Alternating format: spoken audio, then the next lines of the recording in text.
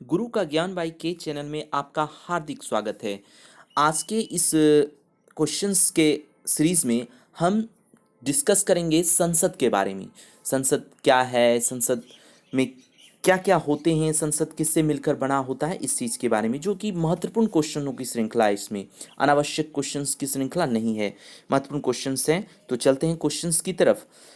तो first number question है, संसद का गठन। संसद का जो गठन हुआ है के अनुसार भारत की संसद के कितने अंग हैं? तो इसका राइट आंसर होगा ऑप्शन नंबर सी, थर्ड, 3 अंग हैं। तो यह जो है अनुच्छेद 79 के अनुसार ऐसा होता है। क्वेश्चन नंबर 2 है, ये जो 3 अंग हैं, तो संसद 3 अंग मिलकर कहलाते हैं राज्यसभा, लोकसभा और राष्ट्रपति। ये तीनों अंग जब मिलते हैं तो यह कहलाते हैं भारत की संसद। सेकेंड नंबर क्वेश्चन है, निम्न में से कौन सी योग्यताएं राज्यसभा सदस्य के लिए पर्याप्त हैं? तो इसमें से तीनों योग्यताएं राज्यसभा के सदस्य के लिए पर्याप्त है। वह भारत का नागरिक हो अनुच्छेद 84 के अनुसार, वह 30 वर्ष की आयु कम ना हो अनुच्छेद 84 के अनुसार, संसद द्वारा निर्धारित योग्यताएं धारण करता हो। तो ये सभी योग्यताएं राज्यसभा सदस्य के लिए, यानी कि राज्यसभा सदस्य की योग्यताओं के लिए अनिवार्य हैं। अगला क्वेश्चन है थर्ड नंबर, राज्यसभा सदस्यों का कार्यकाल कितने वर्षों का होता है? तो राज्यसभा सदस्यों का जो कार्यकाल होता है वह 6 वर्ष का होता है। सभी राज्यसभा सदस्यों का कार्यकाल 6 वर्ष का ही होता है। और राज्यसभा एक अस्थायी सदन है, यह अस्थायी सदन नहीं है, इसका विघटन नहीं होता है, लेकिन 1/3 सदस्य प्रति 2 वर्ष पर अवकाश ग्रहण कर जाते हैं। ऐसा अनुच्छेद 83(1) के अनुसार होता है। अब चलते हैं हम लोग क्वेश्चन नंबर 4 की ओर। तो निम्न में से क्वेश्चन है, निम्न में से किनका या कौन सा राज्यसभा में कोई प्रतिनिधित्व नहीं है? किनका राज्यसभा में कोई प्रतिनिधित्व नहीं है? तो ये Chandigarh option number A, option number B Andaman एवं निकोबार, ऑप्शन नंबर सी दमन एवं दीव। ये तीनों जो है इनका कोई प्रतिनिधित्व नहीं है। इसके साथ साथ ही और भी कई केंद्र शासित प्रदेश हैं, जैसे आपका लक्षद्वीप भी है, इसमें दादर और नागर हवेली भी आता है इसमें। तो उपयुक्त सभी ऑप्शन नंबर क्वेश्चन नंबर 4 का option number D right answer D होगा। 5 नंबर क्वेश्चन है, राज्यसभा सदस्यों की निर्वाचन के संदर्भ में निम्न में से कौन सा कथन उपयुक्त है? तो इसका राइट आंसर होगा उपयुक्त दोनों। राज्यसभा सदस्यों के निर्वाचन के संदर्भ में जो है अनुपातिक प्रतिनिधित्व पद्धति के द्वारा राज्यसभा सदस्यों का तो होता ही है चुनाव, और एकल संक्रमित मत पद्धति भी इसमें दिया जाता है। ऐसा विधानसभाओं के निर्वाचित सदस्यों उनको भी इसमें शामिल किया जाता है। इस तरह ऑप्शन नंबर सी 5 का राइट आंसर है। तो चलते हैं क्वेश्चन नंबर 6 की तरफ। 6 कहता है कि राज्यसभा के अधिकार के अंतर्गत धन विधेयक के संदर्भ में निम्न में से कौन सा कथन उपयुक्त है? तो राज्यसभा के अधिकार के अंतर्गत, तो ऑप्शन नंबर ए कहता है धन विधेयक के संबंध में राज्यसभा को केवल सिफारिश करने का अधिकार है। ऑप्शन नंबर बी कहता है राज्यसभा धन विधेयक को अधिकतम 14 दिन तक अपने पास रख सकती है। ऑप्शन नंबर सी कहता है राज्यसभा धन विधेयक में संशोधन नहीं कर सकती। और ऑप्शन नंबर डी कहता है यह धन विधेयक को अस्वीकार भी नहीं कर सकती। इस तरह क्वेश्चंस था हमारा, निम्न में से कौन सा कथन उपयुक्त है? तो इसमें सभी कथन जो हैं, राज्यसभा धन विधेयक में संशोधन नहीं कर सकती, यह धन विधेयक को अस्वीकार भी नहीं कर सकती, ये सभी कथन उपयुक्त हैं। ठीक है, तो चलते हैं ऑप्शन नंबर 7 की तरफ। निम्न में से कौन सा संसद का निम्न सदन है? तो संसद का निम्न सदन आप लोग सभी जानते होंगे, संसद का निम्न सदन है लोकसभा, और उच्च सदन राज्यसभा है।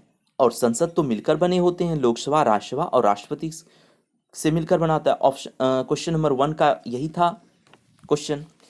तो ये इसका आंसर 7 का क्या हो गया? लोकसभा संसद का निम्न सदन है। अगर आप लोगों को कहीं मिले संसद का उच्च सदन कौन सा है, तो राज्यसभा आप दे देंगे, और संसद का निम्न सदन लोकसभा, यानी कि 7 का राइट आंसर ऑप्शन नंबर ए है, लोकसभा। 8 नंबर क्वेश्चन कहता है लोकसभा में संघ राज्य क्षेत्रों से कितने सदस्य आते हैं? तो लोकसभा में संघ राज्य क्षेत्रों से जो हैं 20 सदस्य आते हैं, यानी कि ऑप्शन नंबर सी 20 सदस्य इसका राइट आंसर होगा। होता क्या है, लोकसभा के सदस्यों की अधिकतम संख्या 552 हो सकती है। इनमें से 530 सदस्य जो है राज्यों के निर्वाचन क्षेत्रों से, और 20 सदस्य संघ राज्य क्षेत्रों के निर्वाचन क्षेत्रों से, तथा राष्ट्रपति द्वारा 2 सदस्य आंगल भारतीय सदस्य अनुच्छेद 331 के द्वारा निर्वाचित यानी कि मनोनीत होते हैं। लेकिन वर्तमान में लोकसभा में कुल सदस्यों की संख्या 545 ही है, जो कि विभिन्न राज्यों के अनुशासित प्रदेशों और अंग भारतीय समुदाय के लोगों के से आते हैं। क्वेश्चन नंबर 9 की तरफ चलते हैं। तो 9 कहता है कि संविधान संशोधन अधिनियम के अंतर्गत निर्वाचन में मत देने की आयु 21 वर्ष से घटाकर 18 वर्ष की गई थी। तो इसका राइट आंसर तो ऑप्शन नंबर ए ही हमें दिख रहा है, 61वें संविधान संशोधन अधिनियम 1989 के द्वारा। यह इसका बिल्कुल राइट आंसर है। तो 61वां संविधान इसका क्या था, अब देख ही लेते हैं विस्तार से। लोकसभा का निर्वाचन वयस्क मताधिकार से पद्धति से होता है। प्रत्येक व्यक्ति जो भारत का नागरिक है और कम से कम 18 वर्ष की आयु का है, वह मताधिकार दे सकता है लोकसभा में। लेकिन इसके पहले क्या था, 21 वर्ष था इसका अधिकार, वर्ष आयु का जो है 21 वर्ष, लेकिन 18 वर्ष कर दिया गया। वह 61वें संविधान संशोधन 1989 के द्वारा किया गया। और यह जो अनुच्छेद निर्वाचन मत देने का हकदार, यह अनुच्छेद 326 के अंतर्गत किया गया, 326 के अंतर्गत। तो चलते हैं क्वेश्चन नंबर 10 की तरफ। 10 कहता है निम्न में से कौन सा कथन लोकसभा सदस्यों के अहर्ता के संदर्भ में गलत है। अहर्ता के संबंध में यानी कि योग्यता के संदर्भ में, अहर्ता यानी कि योग्यता। तो ऑप्शन नंबर ए कहता है वह भारत का नागरिक हो। ऑप्शन नंबर बी कहता है कम से कम 25 वर्ष की आयु का हो। ऑप्शन नंबर सी कहता है दोनों। और ऑप्शन नंबर डी कहता है वह भारत का नागरिक ना हो। तो इसका राइट आंसर होगा ऑप्शन नंबर डी, वह भारत का नागरिक ना हो।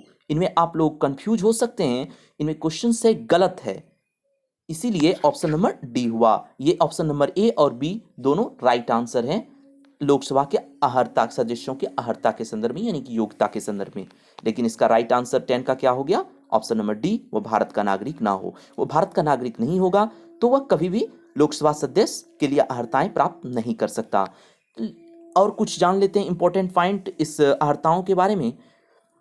तो निरहर्ताओं के बारे में, योग्यता नहीं हो तो कोई व्यक्ति संसद का सदस्य नहीं बन सकता यदि वह लाभ का पद धारण करता हो, यदि वह दिवालिया हो गया हो, यदि वह भारत का नागरिक नहीं हो, यदि वह संसद द्वारा बनाई गई विधि द्वारा अयोग्य घोषित कर दिया गया हो, इन सभी में से किसी भी एक में वह ताल्लुकात रखता हो तो वह कभी भी लोकसभा सदस्य नहीं बन सकता। ऐसा हमारे संविधान में बिल्कुल कहा गया है। तो इसी के साथ मैं अपना ये क्वेश्चन डिस्कस का यहीं पर समाप्त करता हूँ। आपको यह अंक थोड़ा सा भी अच्छा लगे आपके लिए तो आप मेरे चैनल को सब्सक्राइब कीजिए, लाइक कीजिए और शेयर कीजिए। धन्यवाद।